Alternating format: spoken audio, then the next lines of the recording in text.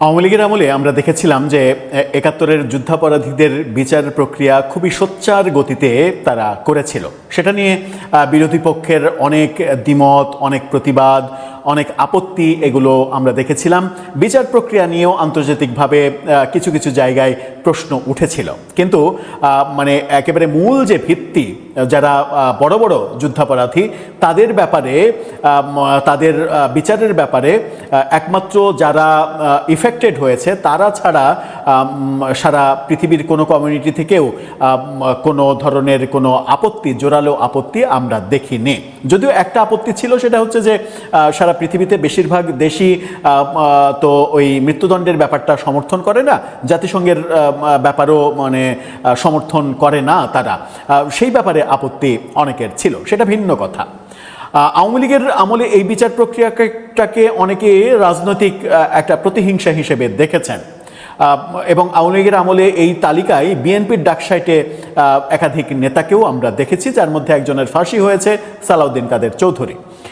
সেই ক্ষেত্রে বিএনপি দাবি করেছিল, এখন তো বিএনপি দাবিই করে যে শহীদ সালাউদ্দিন কাদের চৌধুরী, এবং তাকে মানে রাষ্ট্রীয় বিচার না, তাকে রাষ্ট্রীয়ভাবে মেরে ফেলা হয়েছে এরকম দাবি করা হয়, জামাতের পক্ষ থেকে তো দাবি করা হয়। এই ব্যাপারগুলো আমরা দেখে আসছি। এই ব্যাপারগুলো যখন দেখে আসছি তখন অনেকের মধ্যেই একটা ধারণা জন্মে ছিল বোধহয় যে এই কাজটা বোধহয় আওয়ামী লীগেরই কাজ, এই কাজটা আওয়ামী লীগের দলের এজেন্ডা, এটা দলীয় এজেন্ডা বাস্তবায়নের জন্য শেখ হাসিনা এটা করেছেন। কিন্তু হঠাৎ করে গতকালকে বিএনপি সরকারের তথ্যমন্ত্রী এবং সাবেক মানে বাম নেতা, বামপন্থী রাজনীতি করতেন তিনি, জহিরুদ্দিন স্বপন, তিনি যেটা বলছেন সেটা হচ্ছে যে মানবতা বিরোধী যে অপরাধ কিংবা যুদ্ধাপরাধ, এটা কখনোই পুরাতন হয় না, এটা কখনো তামাদি হয় না। ৭১ থেকে শুরু করে সব মানবতা বিরোধী অপরাধের বিচার বিএনপি করবে।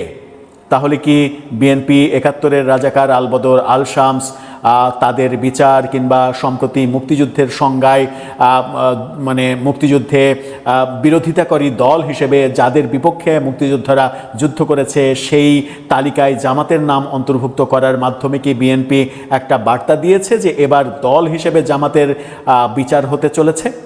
এতে কি জামাত আতঙ্কিত হওয়ার কোনো ব্যাপার রয়েছে? এবং সাম্প্রতিক সময়ে জামাত বিএনপির যে ধরনের বিরোধিতা করে চলেছে, একচ্ছত্র বিরোধিতা, সেই বিরোধিতার গতি কিংবা লাগাম টেনে ধরার জন্যই কি বিএনপি এই অস্ত্রটা ব্যবহার করবে? সেখানে জামাতের চরমভাবে উদ্বিগ্ন হওয়ার কি সত্যি কারণ তৈরি হতে পারে? চলুন একটু ব্যাপারটা বুঝে দেখার চেষ্টা করি যে যুদ্ধাপরাধের বিচারের ব্যাপারটা এতদিন আওয়ামী এজেন্ডা মনে করতেন অনেকেই, দলীয় এজেন্ডা মনে করতেন আওয়ামী লীগের, তারা এখন ব্যাপারটাকে তাহলে কিভাবে দেখবেন সেই আলোচনাই করবো এই ভিডিওতে। দর্শক, বলছিলাম ৭১ থেকে শুরু করে পরবর্তীতে যত মানবতা বিরোধী অপরাধ হয়েছে, যুদ্ধাপরাধ হয়েছে, কোনোটারই বিচার বাদ দেবে না বিএনপি। এবং স্পেসিফিকলি ৭১-এর প্রসঙ্গ এসেছে, অন্য যে বিচারগুলো সেগুলো তো হতেই পারে, কিন্তু ৭১-এর প্রসঙ্গ যখন আসবে তখন বিএনপির দীর্ঘদিনের মিত্র থাকা জামাতের প্রসঙ্গ আসবে, যারা এখন বিএনপির সব থেকে বড় শত্রুতে পরিণত হয়েছে। যদিও অনেকে বলার চেষ্টা করেন, এমনকি সাবেক উপদেষ্টা মাহফুজ আলম তিনি তো প্রকাশ্যেই বলেছেন যে ওই ভাগ বাটোয়ারার নির্বাচন, ভাগ বাটোয়ারার সংসদ, এই যে সংসদে যে কর্মকাণ্ড হয় ওগুলো সবই আলাপ আলোচনার মাধ্যমে সিদ্ধান্ত হয়। ওয়াকআউটের সিদ্ধান্তটাও আগের দিন হয়ে যায় যে আগামীকালকে এই সময় আমরা ওয়াকআউট করব, এই ধরনের বক্তব্য এসেছে। তার মানে জামাত এবং বিএনপি যে আলাদা কোনো সত্তা, এটা অনেকে এখনো মানতেই পারেন না। কিন্তু জহিরুদ্দিন স্বপন তথ্যমন্ত্রী তিনি যে বার্তাটা দিচ্ছেন সেই বার্তাটা জামাতের জন্য একটা আতঙ্কের কারণ হতে পারে। কি বলছেন তিনি? বলছেন, শিরোনামটা দেখে নিন, মানবতা বিরোধী অপরাধকে তামাদি হতে দেবে না সরকার। তথ্যমন্ত্রী কি বলছেন? তথ্যমন্ত্রী জহিরুদ্দিন স্বপন বলেছেন, বাংলাদেশে সংগঠিত কোনো মানবতা বিরোধী অপরাধ, গণহত্যা কিংবা ন্যায় বিচার বিরোধী কর্মকাণ্ডকে সরকার কখনো তামাদি হতে দেবে না। ১৯৭১ সালের মুক্তিযুদ্ধের গণহত্যা থেকে শুরু করে শাপলা চত্বরের হত্যাকাণ্ড পর্যন্ত সব ঘটনার বিচার নিশ্চিত করতে সরকার প্রতিশ্রুতিবদ্ধ। ক্যাটাগরিক্যালি তথ্যমন্ত্রী কিন্তু শাপলা চত্বর পর্যন্ত বলেছেন, ২০২৪ পর্যন্ত বলেননি। হয়তো তার মিস্টেক হয়েছে, কিংবা এটা একটা কৌশল কিনা সেটাও একটা বড় ব্যাপার। শাপলা চত্বরের ব্যাপারটা নিয়ে বিএনপি এত বেশি উৎসাহী হওয়ার কারণ কি, সেটাও মানে ভবিষ্যতে হয়তো গবেষণা হবে। এটার পেছনে কি এটাই কারণ যে শাপলা চত্বরে হেফাজতের যে কর্মসূচি ছিল সেখানে বিএনপি তারা দলীয়ভাবে উপস্থিত হয়ে সেটাকে সমর্থন জাগিয়েছিল, এবং বিএনপির তখন এরকম ভাবনা হওয়ার একটা কারণও ছিল যে এত বড় গণজমায়েতের ফলে হেফাজতকে দিয়েই যদি সরকারকে ফেলে দেওয়া যায় তাহলে তো তারা রাষ্ট্র ক্ষমতায় আসতে পারবে, এরকম ভাবনাও তাদের মাথায় থাকতে পারে, এবং সেই ভাবনা থেকে শাপলার এই ঘটনাটাকে তারা অনেক বেশি গুরুত্বপূর্ণ ভাবতে পারে। যদিও শাপলা নিয়ে অনেক বিতর্ক রয়েছে, তখন যে ন্যারেটিভগুলো কিংবা যে খবরগুলো আমরা দেখেছি, এমনকি বিবিসি বাংলা পর্যন্ত যে সকল খবর বলেছে, বিভিন্ন প্রতিবেদন, জাতিসংঘ প্রতিবেদন, তারপরে হিউম্যান রাইটস ওয়াচের প্রতিবেদন, বাংলাদেশের অধিকার যে এনজিও আদিলুর রহমান যিনি উপদেষ্টা ছিলেন প্রফেসর ইউনূসের, তার এনজিও থেকে যে প্রতিবেদন, সেখানে 58 থেকে 68 জনের মৃত্যুর খবর বলা হয়েছে, কিন্তু কারো প্রতিবেদনেই এটা বলা হয়নি যে শাপলা চত্বরের ওই রাতে পুলিশি অ্যাকশনে একজনও মারা গেছে।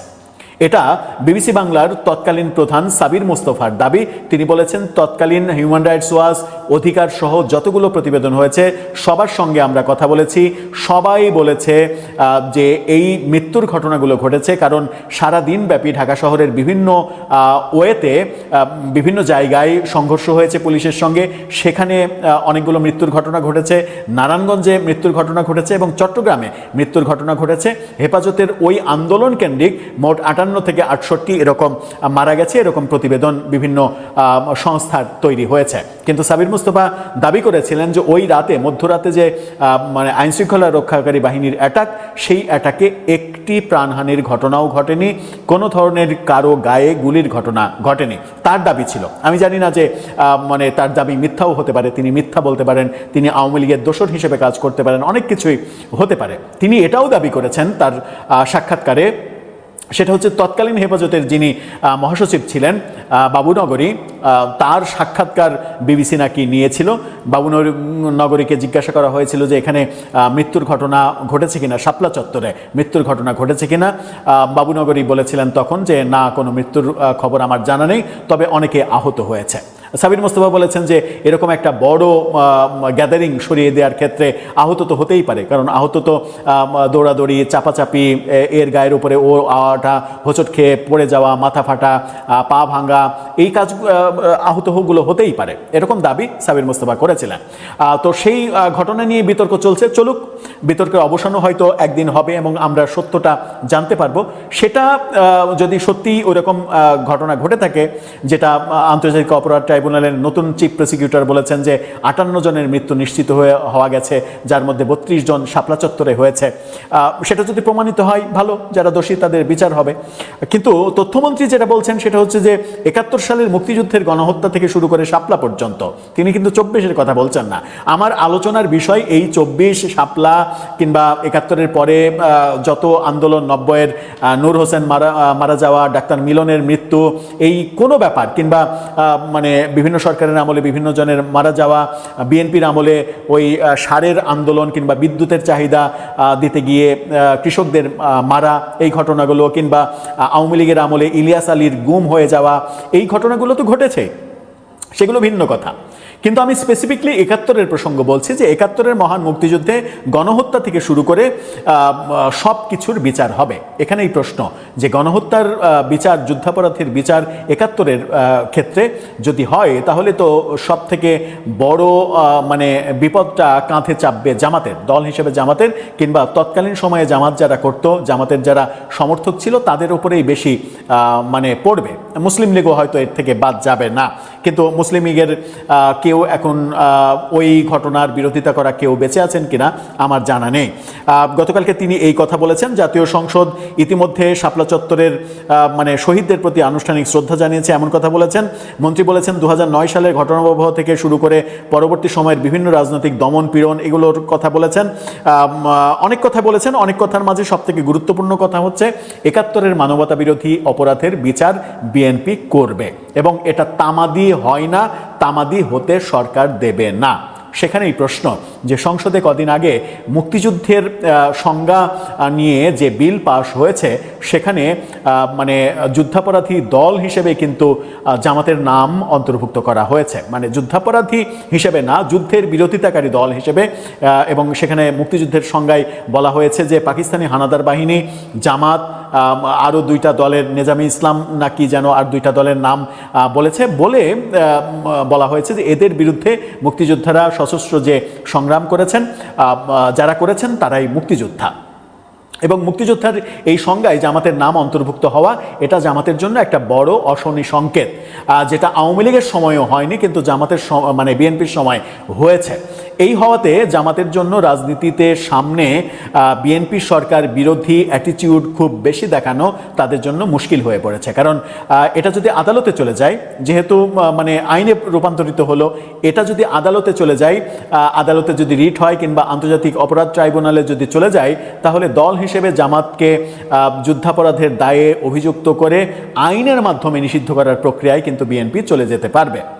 সুতরাং জামাতের একটু ভয় পাওয়ার কথা রাজনীতিতে। সেখানেই প্রশ্ন, সত্যিই কি তাহলে মানে বিএনপি এই ৭১-এর যুদ্ধাপরাধের বিচার করবে? যদি তাই করে তাহলে এতদিন মানে তাদের মিত্রশক্তিরা যে বলে এসেছে যে শেখ হাসিনার আমলে যে সকল বিচার হয়েছে তাদেরকে রাজনৈতিকভাবে মেরে ফেলা হয়েছে, তারা শহীদের মর্যাদা দিতে হবে এবং তাদের অনেকের নামে সংসদে শোক প্রস্তাব পর্যন্ত গ্রহণ করা হয়েছে যখন একজন বীর মুক্তিযোদ্ধা সংসদের স্পিকার হিসেবে দায়িত্ব পালন করছেন, সেই ঘটনাগুলোও তো আমরা দেখেছি। তাহলে কোনটা হবে? এই শেখ হাসিনার দেয়া মৃত্যুদণ্ড কিংবা এই ঘটনাগুলোর ব্যাপারে যাদেরকে শহীদ বলা হচ্ছে তাদেরকে শহীদই বলা হবে, অন্য কাউকে খুঁজে বের করা হবে যুদ্ধাপরাধের জন্য যা তাদেরকে শাস্তি দেয়া হবে? আমার মনে হয় যে প্রশ্নগুলো জটিল, উত্তরগুলো আরও জটিল। কিন্তু সব থেকে মজার যে ব্যাপারটা সেটা হচ্ছে যে ৭১-এর যুদ্ধাপরাধের মানবতা বিরোধী অপরাধের বিচার যদি হয় তাহলে অবশ্যম্ভাবীভাবে সেখানে জামাত দলীয়ভাবে ফেঁসে যাওয়ার সম্ভাবনা প্রবল এবং প্রায় শতভাগ।